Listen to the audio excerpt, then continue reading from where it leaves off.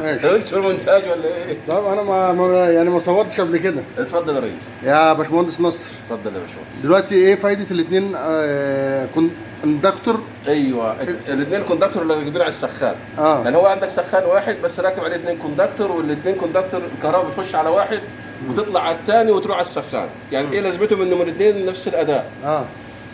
شوف اتحداك لو جبت لي حمايه من لزق الكوندكتور.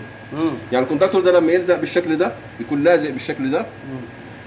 شايف لازق اهو، اللي هو الجزء المتحرك الداخلي لازق، مش زي ده كده اللي هو الجديد مثلا اهو ده متحرك اهو، نجيبه كده بالعرض. تمام، ده متحرك ده لازق.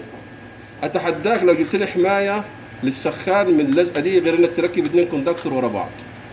ما في بعضيهم يعني ورا بعضيهم، ده لو ده لزق الثاني يفضل سليم.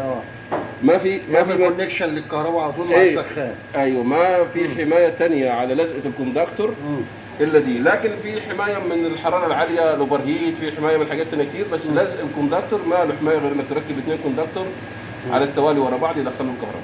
تمام يا باشمهندس، تمام.